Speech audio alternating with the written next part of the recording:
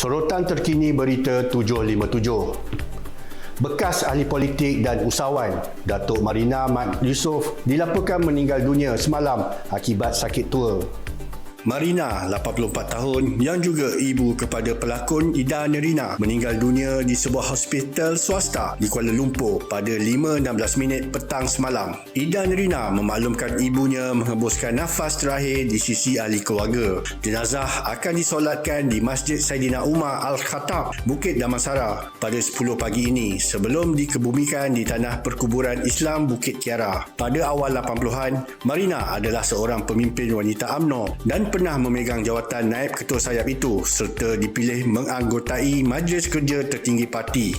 Dalam perkembangan lain, Amerika Syarikat AS memulakan siasatan terhadap tindakan dasar dan amalan ke atas 15 negara termasuk Malaysia serta Kesatuan Eropah EU.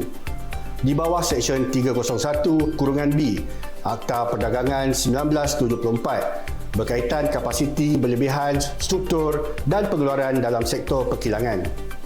Wakil Perdagangan AS USTR Jamison Greer berkata siasatan itu akan menentukan sama ada tindakan dasar dan amalan berkenaan tidak munasabah atau diskriminatif serta membebankan atau menyekat perdagangan AS. Negara yang tertakluk kepada siasatan ini ialah China, EU, Singapura, Switzerland, Norway, Indonesia, Malaysia, Kemboja, Thailand, Korea, Vietnam, Taiwan, Bangladesh, Mexico, Jepun dan India, katanya dalam kenyataan dikeluarkan di Washington pada Rabu. Menurutnya, usaha perindustrian semula di bawah pentadbiran Presiden AS Donald Trump terus menghadapi cabaran ketara. Selepas memulakan siasatan, USTR mesti mengadakan rundingan dengan negara yang sedang disiasat di mana penyata ulasan doket berkaitan siasatan itu akan dibuka 17 Mac ini. Sementara itu, seorang penganggur dihadapkan ke Mahkamah Seksyen hari ini atas tuduhan cubaan membunuh isterinya dengan menggelar leher menggunakan pisau berpunca daripada cemburu terhadap wanita itu awal bulan ini.